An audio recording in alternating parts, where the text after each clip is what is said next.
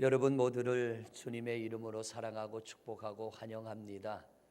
오늘도 하나님의 말씀에 눈과 귀가 열리고 여러분의 삶이 열려지시기를 바랍니다. 사랑 많이 하십시오. 목회를 하다 보면 때로는 어떤 준비가 없이 목사가 마음이 앞서서 말이 앞설 때가 있습니다. 여러분 이런 일을 하겠습니다. 말이 앞서고 행동이 좀 늦게 나갈 때가 있습니다. 그 중에 하나가 이제 세대 통합 예배, 다음 주에 있을 한울 예배. 왜 이 예배를 준비했느냐 하면 어떤 예배의 패턴의 변화를 주기 위한 것이 아니고요. 물론 예배의 방식도 조금 바뀝니다. 그러나 이 한울 예배를 준비한 가장 궁극적인 목적은 어떻게 하면 우리가 이 신앙을 우리에게서 끝나지 않고 우리 자손들에게 내가 믿었던 하나님을, 내가 가진 믿음 이상의 믿음을 그들에게 물려줄까. 그리고 요즘 가족들이 보면 분명히 한 가족인데도 남남처럼 좀 거리감을 두고 살아가는 가족들이 있습니다. 부모와 자식 간에도 연락이 잘 되어지지 않고 또 이렇게 좀 관계가 멀어져 있는 그런 가정들도 있는데, 이 한울 예배, 세대 통합 예배를 하는 첫째 목적은 여기 현수막에 있는 대로 하늘의 복과 땅의 복을 우리 자손 천대까지 이어가게 하자. 청년 때까지는 교회 생활을 열심히 하는데 군대를 갔다 오거나 결혼을 하게 되면 이 어른 예배에 적응이 되질 않습니다. 그래서 예배를 나오기는 나오지만 이방인처럼 예배하고 슬그머니 사라지고 적극성이 없어지는 걸 보게 됩니다.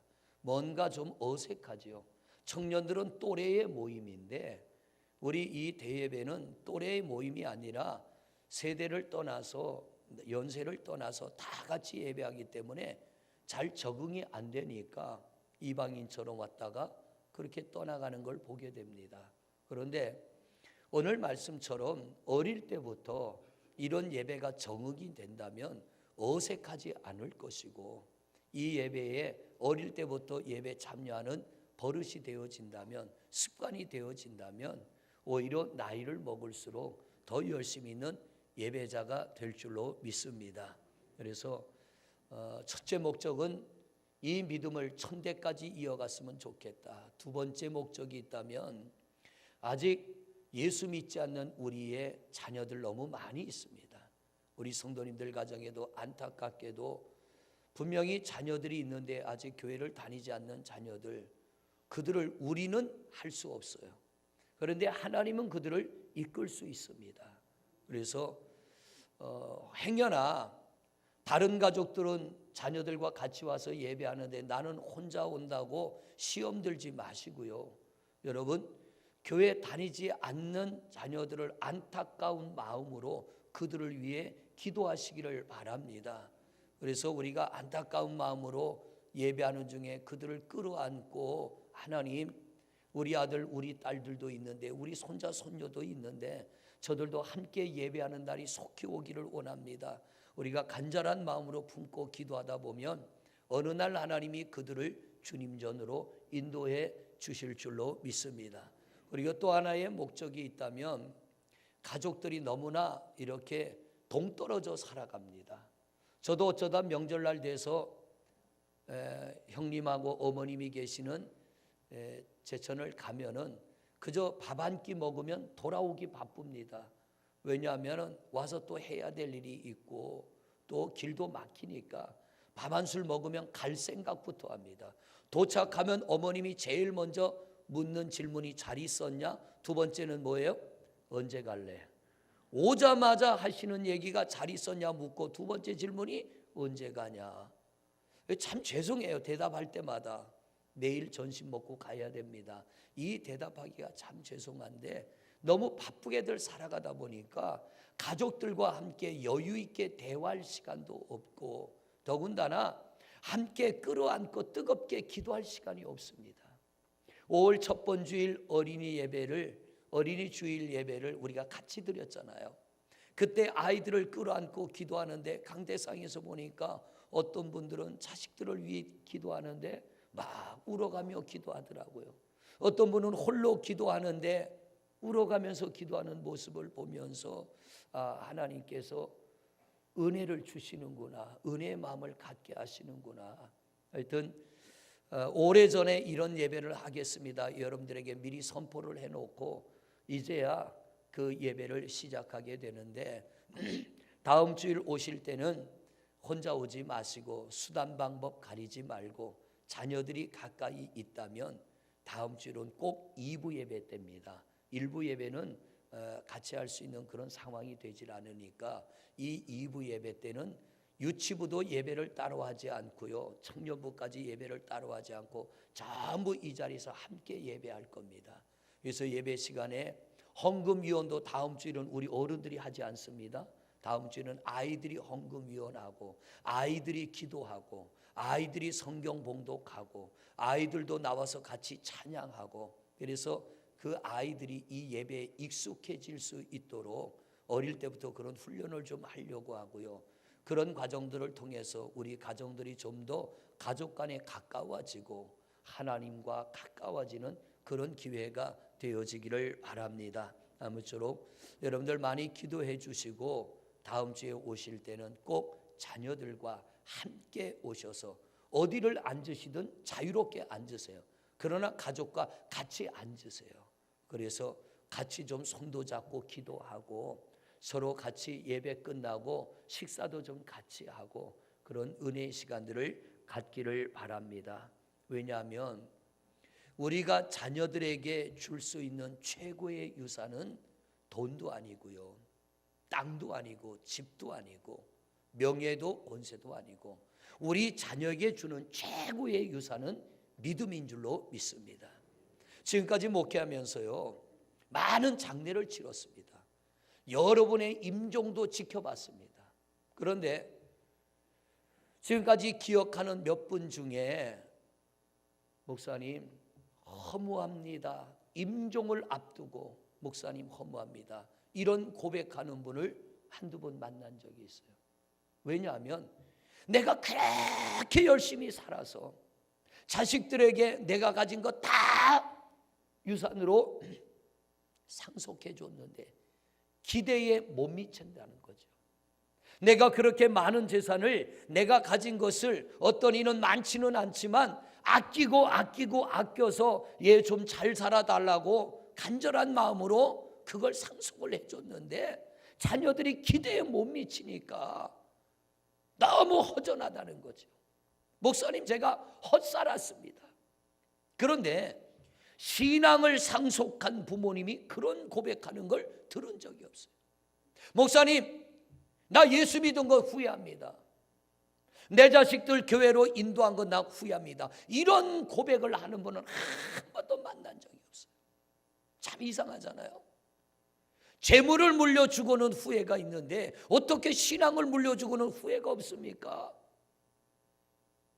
더욱 귀하기 때문에, 믿음이 귀하기 때문에. 우리가 자식에게 뭘 주고 싶어도 내가 가지지 않은 건 줄 수가 없어요. 땅을 한 평 주고 싶고 돈을 한 푼 주고 싶어도 내가 가지지 않은 사람은 줄 수가 없습니다. 그런데 이 믿음은 가난해도 줄 수 있고 내 몸이 아파도 줄 수 있어. 왜? 이 신앙은 돈으로 되는 것이 아니고 내 안에 믿음으로 되는 것이기 때문에 우리 자녀들에게 얼마든지 상속할 수 있는 줄로 믿습니다. 그러므로 여러분 다른 건 못 물려줘도 언젠가는 여러분이나 저나 우리는 이 땅을 떠나는데 우리 자손들에게 다른 건 못 물려줘도 우리 자손들에게 꼭 여러분들이 믿는 예수, 여러분들이 믿는 하나님, 내가 믿는 이 믿음을 우리 자손들에게 상속하는 성도님들 되시기를 바랍니다. 우리가 그것 상속하고 주님 나라 간다면 여러분 이 땅에서 가장 훌륭한 일, 가장 귀한 일을 하신 것입니다. 그런데 내가 다른 것은 물려줬는데 열심히 해서 좋은 학교 보내고 열심히 해서 결혼도 시키고 열심히 해서 돈도 물려주고 땅도 물려주고 집도 물려줬는데 신앙을 상속하지 못했다면 우린 실패자예요. 하나님 앞에 가장 큰 실패자입니다. 때가 늦기 전에 어떤 모양으로든 예수를 꼭 믿게 하는 성도님들 되시기를 바랍니다. 할렐루야. 그 목적을 가지고 한울 예배, 한울은 순수한 우리말입니다. 이게 다른 뜻은 우주라는 뜻이 있는데 또 다른 뜻은 오늘 여러분에게 말씀드린 대로 이 귀한 의미가 담겨 있어서 한울 예배라는 명칭으로 다음 주에 매월 첫째 주 열린 예배를 하던 것을 방식을 바꿔서 우리 세대 통합 예배로 예배하게 될 것입니다. 여러분, 예배 시간에 유치부 아이들, 젖먹이 아이들 오면 쨍쨍거리고 울 수 있습니다. 아이들에게 헌금 위원 시켜놓으면 엉뚱한 자리 가갖고 엉뚱한 짓 할 수 있어요. 성경 읽으라 그러면 떠듬떠듬 읽고 읽다가 엉뚱한 데 읽을 수 있어요. 괜찮아요. 그러면서 크는 거니까. 할렐루야. 목사님 예배 시간에 혼란스럽게 뭔 애들을 시킵니까? 그러지 말고 애들이 커서 어른 되는 거거든요. 그렇게 하면서 아이들이 교회 생활에 잘 적응하고 예배에 잘 적응하고 우리 이상의 신앙을 가지면 우리가 살아온 이상의 은혜로운 삶을 그들이 분명히 살아가게 될 줄로 믿습니다. 여러분, 정말 중요한 건 눈에 보이지 않습니다. 정말 중요한 건 돈이 귀하고 땅이 귀하고 재산이 귀하지만 그보다 더 귀한 건 눈에 보이지 않는데 오늘 이 공간 안에 우리가 호흡할 수 있는 건 산소가 있기 때문에 우리가 호흡을 할 수 있습니다. 만약 이거 돈 주고 사서 이 공간 안에 산소를 채워줘 가지고 산소를 공급받아서 우리가 호흡할 수 있다면 여러분 내는 헌금 가지고 맨날 우리는 산소만 사서 마셔도 모자릴 겁니다. 여러분 가정 안에 돈 내는 만큼 가스가 공급되고 전기가 공급되는 것처럼 우리가 산소 호흡하는 만큼 산소를 공급해주고 그걸 매타기로 돈을 낸다면 여러분 죽을 때까지 일해서 버는 돈으로 산소만 사서 마셔도 돈이 모자릴 거예요. 눈에 보이지 않지만 하나님이 정말 귀한 것 거저 주셨어요. 할렐루야. 믿음은 눈에 안 보입니다. 그러나 이 믿음은 너무나 귀한 것이기 때문에 하나님께서 우리에게 거저 주신다고 그랬어요.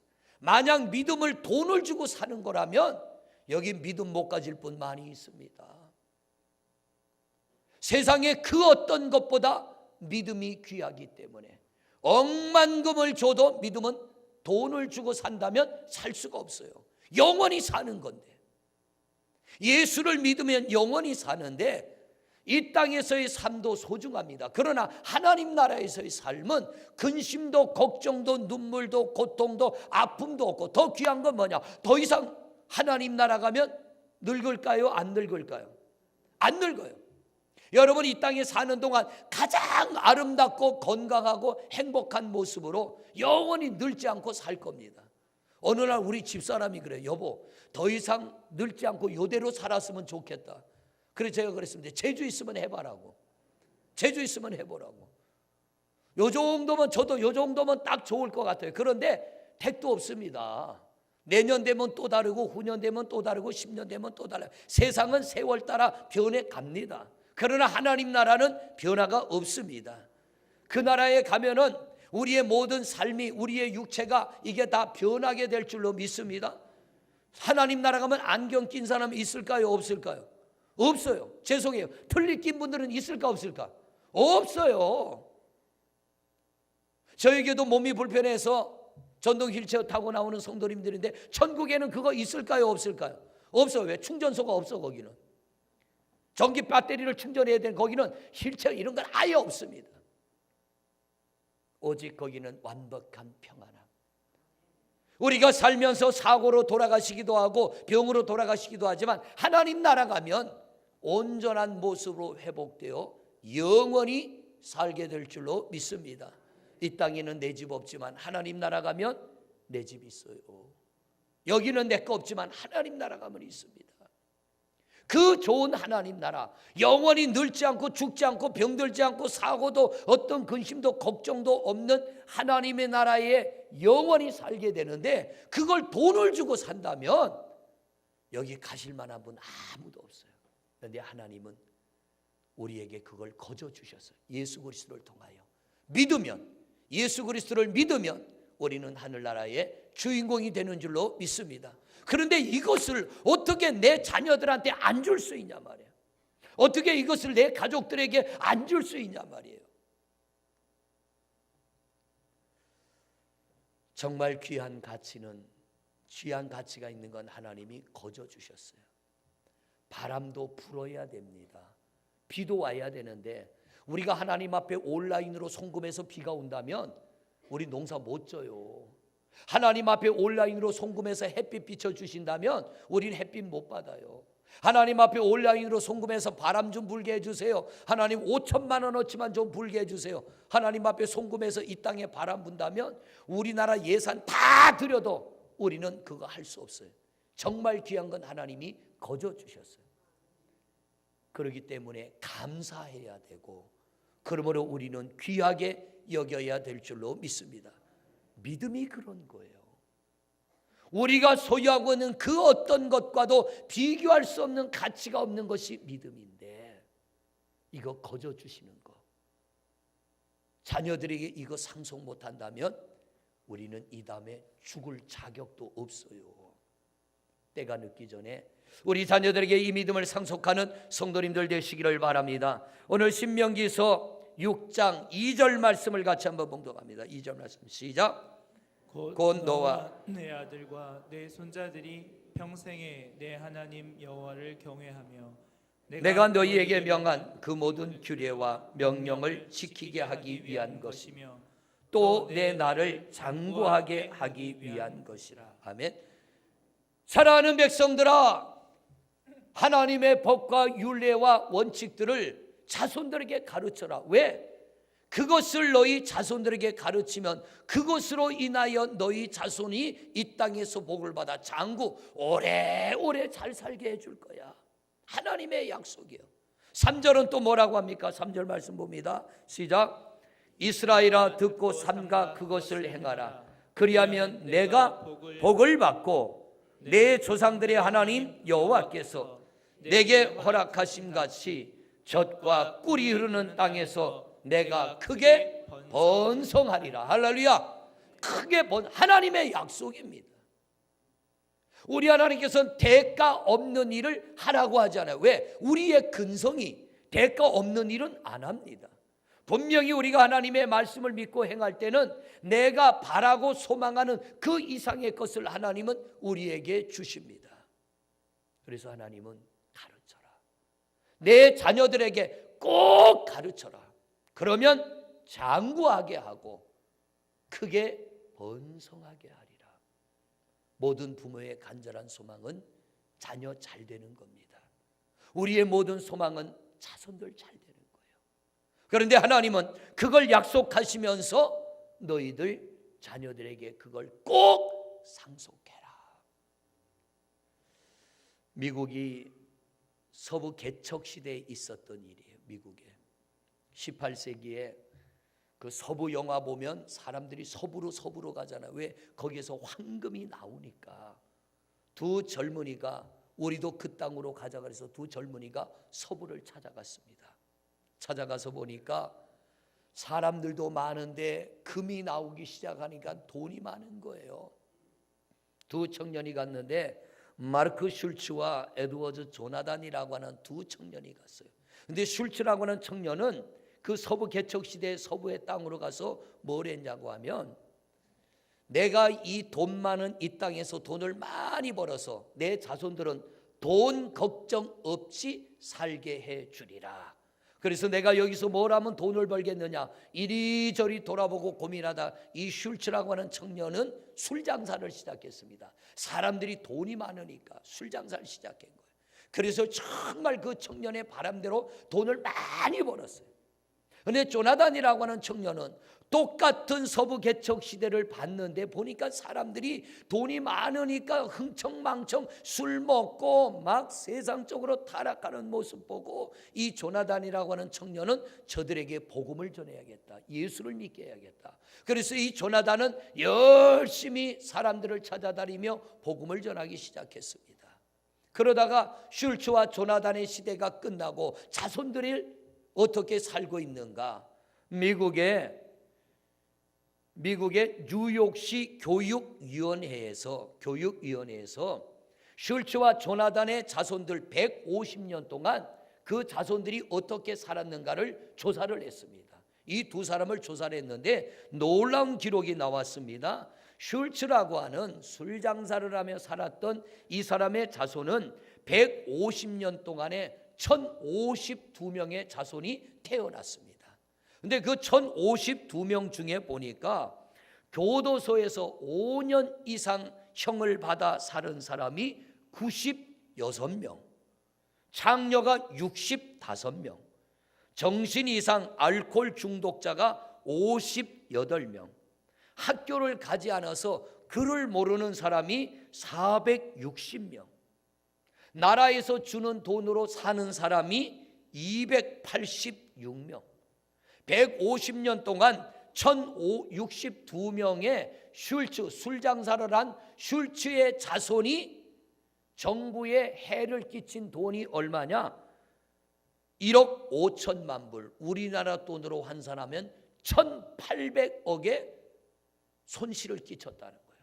그런데 조나단이라고 하는 서부개척 시대에 열심히 복음을 전했던 조나단의 자손들을 150년 동안 조나단의 자손은 어떻게 살았는가 하고 조사를 했더니 150년 동안에 1394명의 자손이 태어났는데 이 자손들 중에는 프린스턴 대학을 설립했고 또 선교사와 목사가 116명, 예힐대학교 총장과 교수, 교사가 된 사람이 86명, 군인이 76명, 정부의 고위 관리가 80명, 문학가가 75명, 사업가가 73명, 발명가가 21명, 부통령과 상원의원, 주지사가 나왔고 장로, 집사가 286명, 도합해서 816명,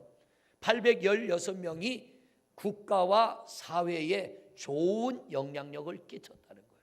여러분, 내가 내 자식들에게 많은 재산을 상속해서 걱정 없이 살게 해주겠다던 슐츠의 자손은 150년 만에 돌아보니까 8천억이 넘는 재산의 손실을 끼쳤는데 조나단, 믿음을 상속한 조나단의 자손은 많은 사람들에게 선한 영향력을 끼쳤다는 겁니다. 여러분, 놀라운 일 아니에요? 언젠가 이 땅을 떠나고 나면 우리 자손들, 우리 대가 끝나고 우리 자손들 150년을 돌아본다면 어떤 기록이 남을까? 어떤 기록이 남을까? 여러분, 우리가 기왕 예수 믿는 것 제대로 잘 믿어서 우리 자녀들에게 조나단과 같은 좋은 자손을 남기는 믿음의 부모가 되시기를 바랍니다. 여러분, 그냥 볼 일이 아니에요. 어떻게 내 자녀들이 예수를 믿지 않는데 우리가 그냥 편안하게 하나님 앞에 나올 수 있냔 말이에요. 안타까움을 가지고 와야지. 어떻게 해서든 내가 내 생명이 끝나기 전에 그 자녀들을 주님 앞으로 인도해내야지.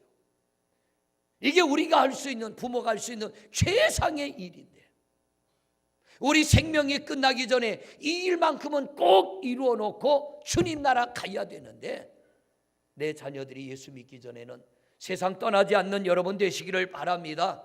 할렐루야. 목사님, 나는 되게 오래 살겠네. 아마 그런 분 계실지 몰라요. 빠를수록 좋은 거예요. 좋은 건 빨리 할수록 좋아요. 나쁜 것은 안 하면 좋고 늦게 할수록 좋은 거고, 할 수만 있다면 어떻게 하면 내 가족들, 안 믿는 가족, 부모님이라도 좋고 부부라도 좋고 자녀라도 좋고 어떻게 하면 주님 앞으로 인도할까? 이게 우리의 최고의 고민거리요 최고의 기도 제목이라 그들을 반드시 주께로 인도하여 예수 믿게 하는 일에 집중하는 성도님들 되시기를 바랍니다.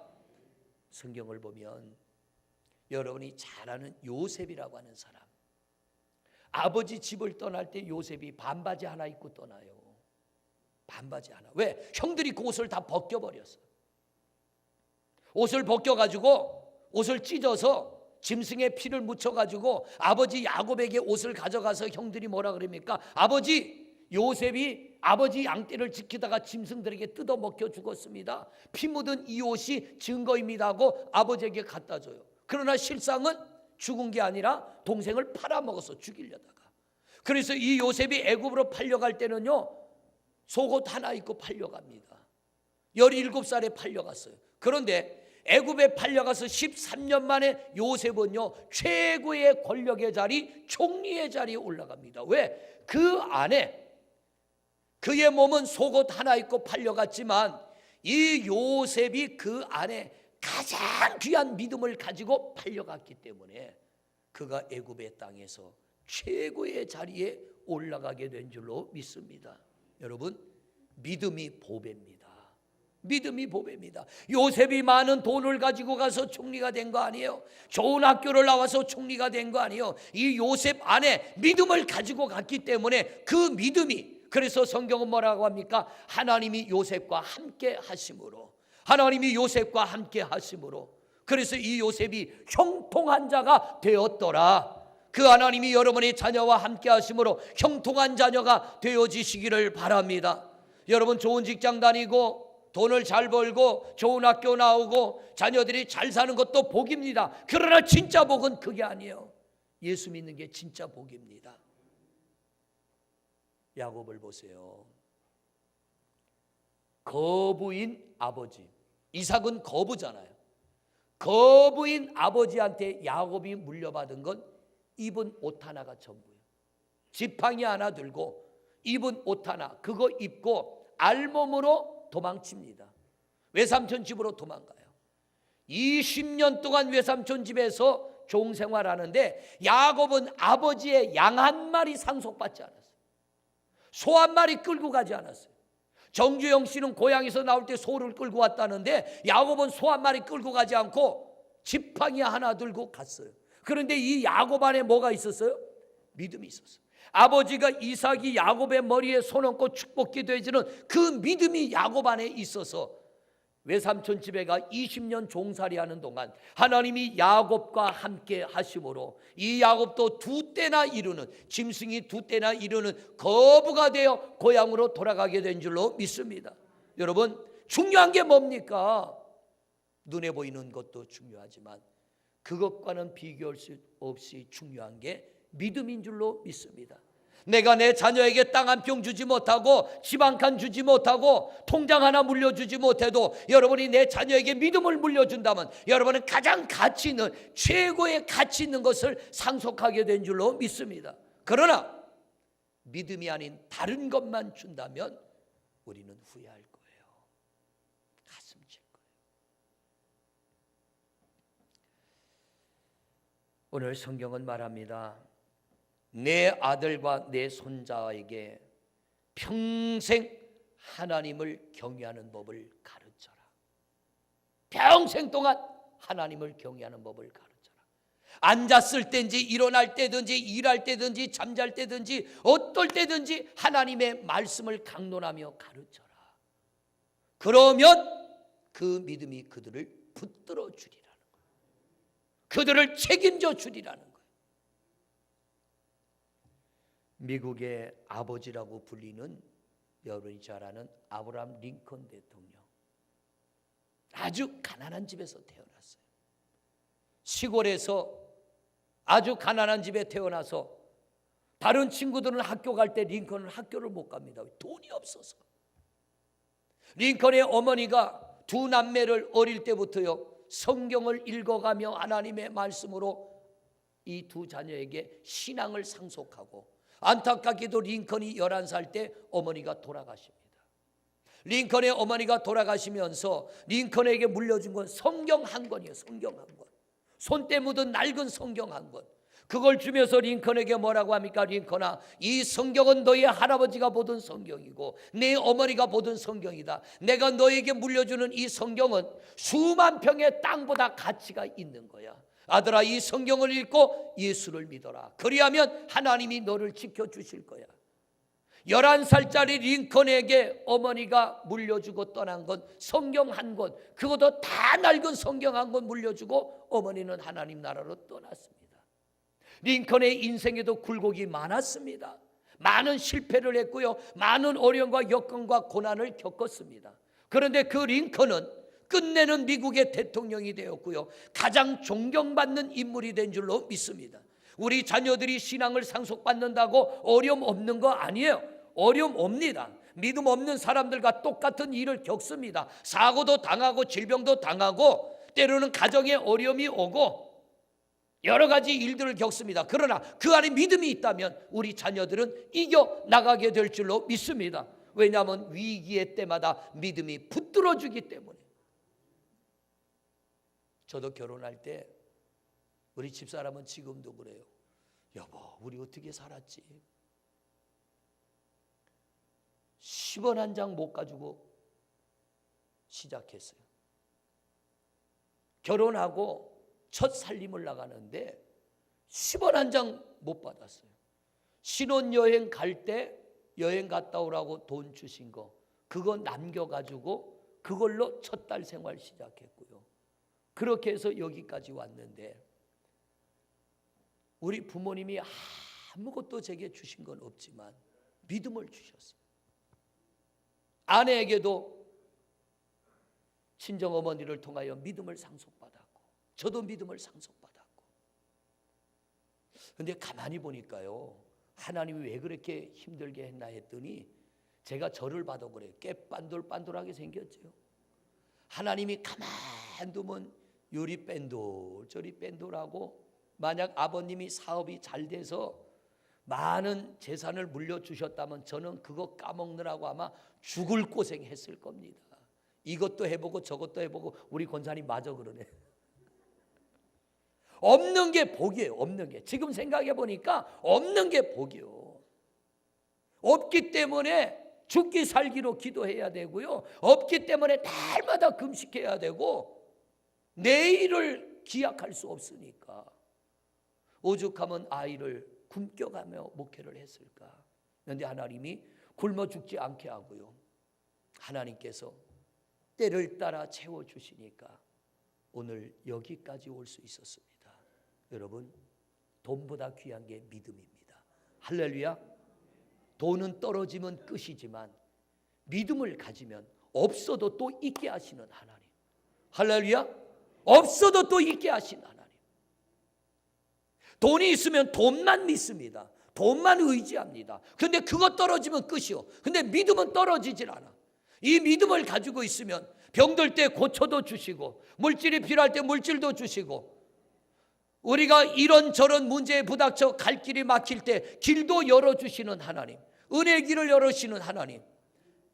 제가 오늘 일부 예배 때도 그랬습니다. 여러분, 이삭이 많은 재산이 있었잖아요. 거부였잖아요. 그 많은 재산과 믿음 중에 너 어느 것 상속받을래? 하고 하나님이 물으신다면 여러분 뭐라고 대답하겠습니까? 참 곤란한 질문이죠. 믿음의 가치를 아는 사람은 두 번도 생각하지 않고 믿음이라고 말할 것입니다. 그러나 믿음의 가치를 모르는 사람은 돈을 달라고 할 거예요. 원하기는 우리 성도님들은 믿음의 가치를 알고 예수를 믿는 성도들 되시기를 바랍니다. 내가 가치를 알면 소중히 여기는 거예요. 우리가 돈은요, 딴 거는 아무렇게나 넣어도 돈은 어디다 넣어 다녀요? 돈은 어디에 넣어 다녀요? 지갑 속에 넣어 다녀. 지갑에. 다른 거는 그냥 주머니 아무렇게나 넣어도요, 손수건을 어디 지갑에 넣어서 가져다니는 분들은 없어요. 근데 돈은 가방에 넣어도 꼭 지갑 속에 넣어서 다니고, 주머니에 넣어도 지갑 속에 넣어서 다녀. 왜? 귀하니까. 믿음은 그것보다 귀한 거예요. 이 믿음을 소중히 여길 때 그 믿음 속에 있는 은혜를 하나님이 우리에게 부어주실 줄로 믿습니다. 믿음의 능력이 나타나면 여러분의 삶에 놀라운 일들이 일어나게 될 줄로 믿습니다. 다음 주일날 교회 오실 때 그냥 오지 말고요, 안 되면 자녀들이나 부모님한테 일당을 드리세요. 얘야, 오늘 교회 가면 내가 너 일당 줄게, 같이 좀 가자. 부모님한테 어머님, 아버님, 오늘 교회 가시면 제가 한 달 용돈 드리겠습니다. 돈 앞에는 장수가 없더라고요. 어떻게 해서든 복음을 전하는 일에 귀한 물질을 쓸 때 하나님 헛되지 않게 하시고 100배, 1000배의 좋은 열매를 맺게 하실 줄로 믿습니다. 링컨은 이런 고백을 했습니다. 내가 아직 어려 글을 읽지 못할 때부터 어머니께서는 날마다 성경을 읽어주셨고 나를 위해 기도하는 일을 쉬지 않으셨네. 통나무집에서 읽어주시던 성경 말씀과 기도 소리가 지금도 내 마음을 울리고 있고, 나는 오늘 나의 희망, 나의 모든 것은 천사와 같은 나의 어머니에게서 물려받은 것입니다. 나의 모든 것은 내 어머니에게서 물려받았다는 것. 낡은 성경 한 권 물려받은 링컨이 가장 존경받는 인물이 되고 고백한 것이, 그것은 내 어머니로부터 내게로 왔다는 거예요. 오늘 말씀 마무리합니다. 성도 여러분, 믿음이 귀합니까? 이렇게 대답하면 안 돼요. 돈보다 믿음이 귀합니까? 재산보다 믿음이 귀합니까? 소중히 여기시기를 바랍니다. 그리고 그것을 우리 자손들에게 어떻게든 상속하는 여러분 되시기를 바랍니다. 내 자녀가 멀리 떨어져 있어도 내가 여기서 그들을 위하여 기도하면 우리 하나님이 들으시고 그들을 주께로 인도하실 줄로 믿습니다. 다른 건 못 물려줘도 믿음은 꼭 물려주시기를 바랍니다. 다음 주일에 오실 때 거저 오지 말고요, 어떻게든 내 자녀들, 내 가족들 함께 와서 예배하시고. 여러분, 예수 믿지 않는데 그러면 안 되지만 오늘이라도 예수 믿지 않는 사람 죽으면 지옥 가잖아요. 어떻게 영원한 지옥 가는 걸 뻔히 알고도 나 홀로 편안하게 예배합니까? 이건 믿음이 없는 거예요. 정말 내 안에 믿음이 있다면 그럴 수는 없는 거예요. 우리 성도님들, 내가 믿는 예수 자녀들이 믿고, 내가 가는 천국 그 자녀들도 가고, 내가 받은 은혜 자녀들도 받을 수 있도록, 우리 온 가족이 그런 은혜 받을 수 있도록 우리 가족들을 위하여 끊임없이 기도하시고 그들을 전도하여 언젠가 주님 오라 부르시면 할렐루야 찬송하며 주님 나라에 갈 수 있는 그런 귀한 전도자의 삶을 살아가는 성도들 되시기를 주님의 이름으로 축원을 드립니다. 이 시간 우리 잠시 기도할 때, 하나님, 아직도 믿지 않는 내 부모와 형제와 자녀들 다 주님 앞에 나오게 하여 주옵소서. 우리 잠시 한 목소리로 기도합니다. 아버지 하나님, 이 거룩한 날에 우리가 주님 앞에 나와 예배합니다. 하나님, 우리뿐만 아니라 어떻게 하면 내 가족들, 내 자녀들, 우리 일가 친척들까지 이 자리에 나와 예배할 수 있을까? 우리의 거룩한 고민이 되게 하여 주옵시고, 하나님, 우리가 이 일을 위하여 기도하게 하옵소서. 다음 주일은 세대 통합 주일로 우리 가족들이 다 함께 예배하기를 원합니다. 하나님이여, 저들을 하나님이 붙들어 주시고 저들을 주님 품으로 인도해 주시기를 원합니다.